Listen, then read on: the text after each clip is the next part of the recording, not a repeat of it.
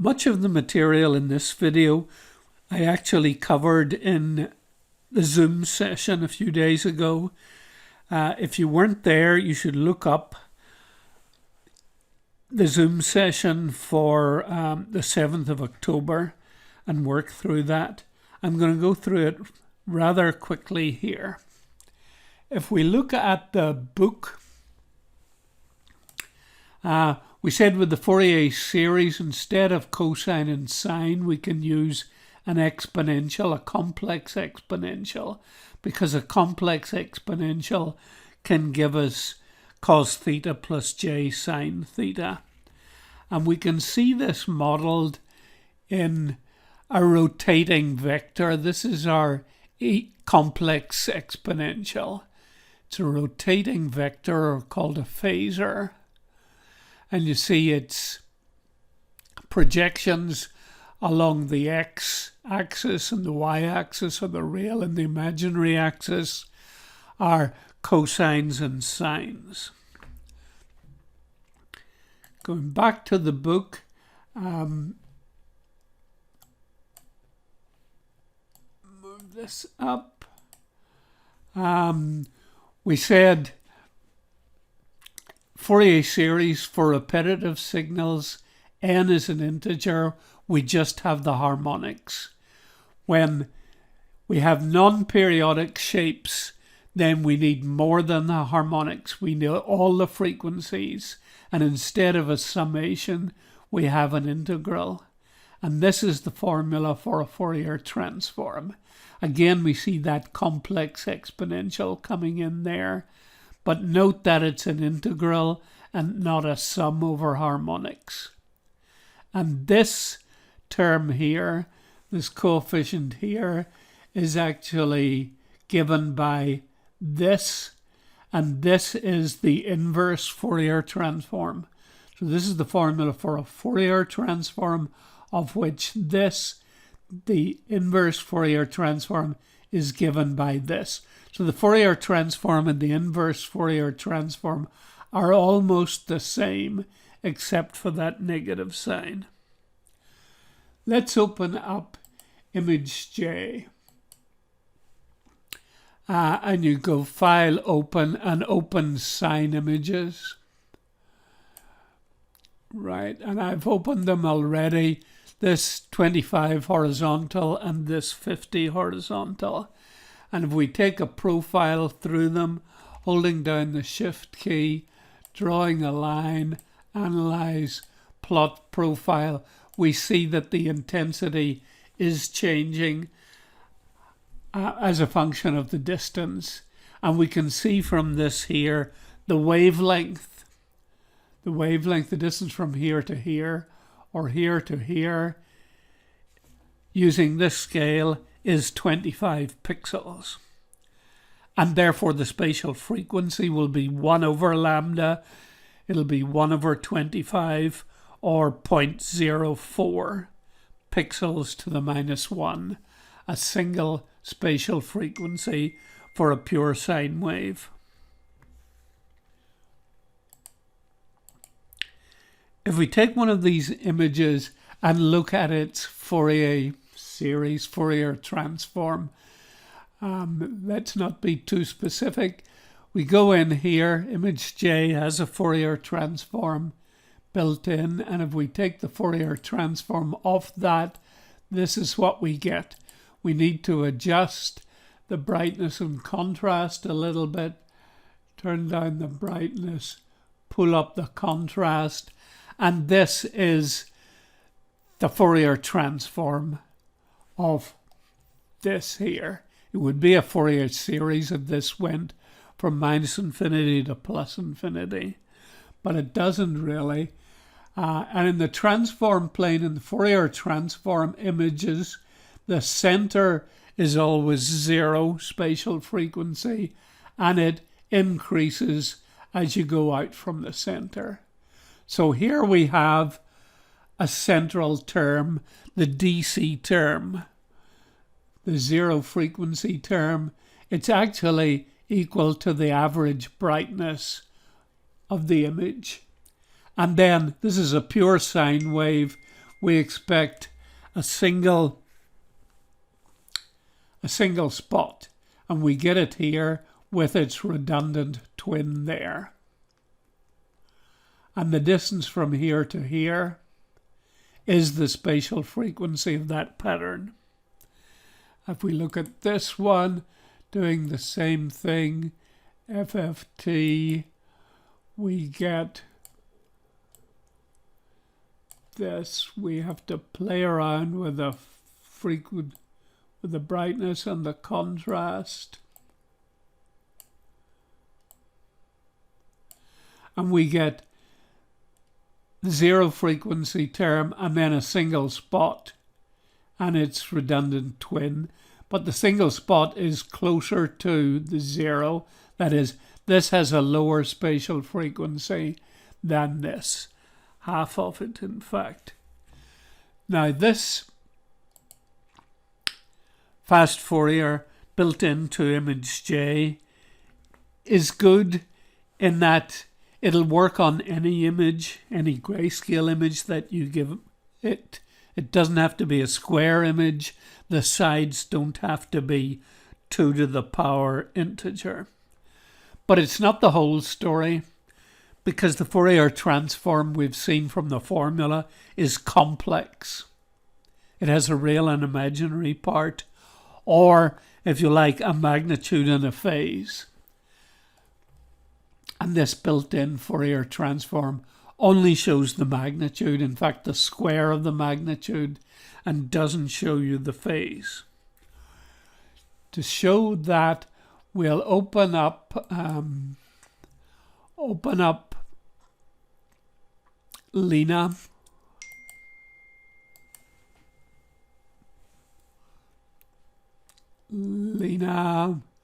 And open up Fourier.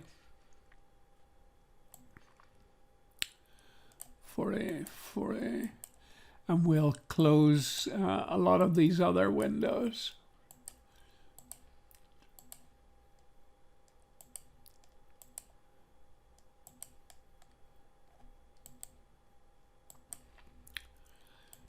You're doing this, you should make copies of these, duplicates of these. If we go into Image, Process, Fourier Transform, we see the Fourier Transform of Lena. The magnitude of, or the square of the magnitude, the intensity. It shows a bright spot, which is the average brightness of this image. And then it shows brightness in several directions corresponding to directions in the image. And where you have brightness, you have Fourier components. Where you have darkness, you don't have. So there's quite a lot of material at this low spatial frequency, in particular directions especially. And then as you go out to the mid frequencies, well, there's some there too. The low frequencies will be due to the details. The mid frequencies will be due to the medium-sized things. And out here will be the high spatial frequencies, which are due to large objects in the image. But as I said, this algorithm doesn't show the phase. So I'm going to take her and go to Plugins, Chapter 7, FFT Direct, and look at the magnitude, which is really the same as what we were getting before, and then look at the phase, run the phase, and we get another spectrum which we haven't seen before. It's the phase spectrum from Lena. So the Fourier transform of Lena is the magnitude and the phase. And we can get back to Lena only if we have these two. And we can get back to Lena if we go inverse Fourier transform and put the magnitude of Lena as the magnitude image and the phase of Lena as the phase image and run. we get Lena back again. This is the same in the built-in FFT, except the software doesn't show you the phase image, but it has the phase image and it needs the phase image in order to do a Fourier transform. If we look at the Fourier image and go magnitude and phase, magnitude and phase, phase of Fourier, and run, we get this here. And if we use those two images, we can do an inverse Fourier transform and get back to this. The question is, what happens if we do an inverse Fourier transform and use this magnitude image and this phase image? Or this magnitude image and this phase? I'll do the first two and you can do the second two. So if we use this here and go plugins, inverse, and use the magnitude of Lena as the magnitude image and the phase of Fourier as the phase image, and run, we get an image which is neither Lena nor Fourier, but in fact looks mostly like Fourier, and we used the phase of Fourier. So this shows you that the phase is very important. And I want you to do it with these two images, and you can follow this here in activity 7.4 in the book. Now, this algorithm is good in that it shows you both magnitude and phase, but it will only work on square images and images whose sides are 2 to the power n. So let me clear these here a bit again and show you something else.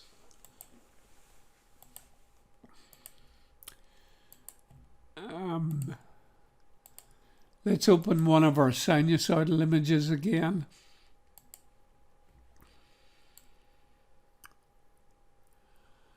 Where are they?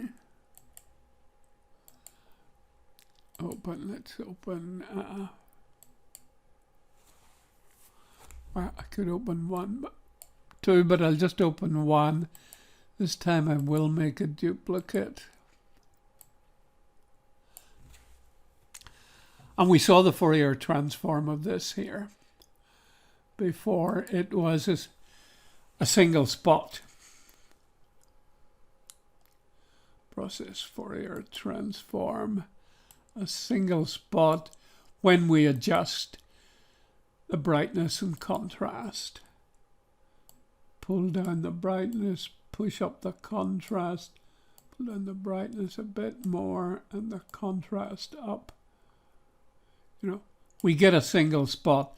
Actually, we're getting 3 spots, but we know the spot at the center is just the average brightness, is the DC term. This is the important spot. It shows that there's a single frequency here and at a certain distance from the center. And the redundant twin just gives us the same information. But what happens if we take this image and turn it into a square wave? We can do that through image adjust threshold. Choose the threshold to be 127 or 128, and we get a square. We can do the profile of that and you can see that it is a square. I'll not bother doing it now. And take, I think I'll use just the built-in Fourier transform here. We'll do that. We get this. This was the Fourier transform of a sine. This is the Fourier transform of a square. Again, we'll adjust the brightness and contrast. And we see as we expect to see the sine series of a square. We see the center spot, the average brightness, then we see the fundamental frequency, and the third, and the fifth, and the seventh, and the ninth. We also do see a little bit of the evens, but that's because this is not a pure square wave. It's not running from minus infinity to plus infinity.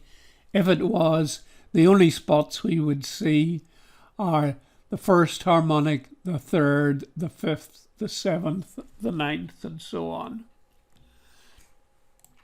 Compared with this image, which you should find in Canvas, take this image and do its Fourier transform process. Fourier transform, we get this. Again, we've got to change the brightness and contrast. And we see we get a very different Fourier transform of this. This is a non-repetitive. This is more or less repetitive. And we're getting just spots at the harmonics. This is not repetitive at all. So this is a true Fourier transform. And we can see it has the form of a sinc function. The center is here. It goes down to 0, it comes up, down, and up. This is actually the intensity, a sinc squared.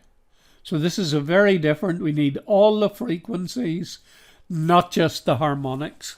That's the difference between the Fourier transform and the Fourier series. Now, I want you to go through section 7.2 in the book very carefully.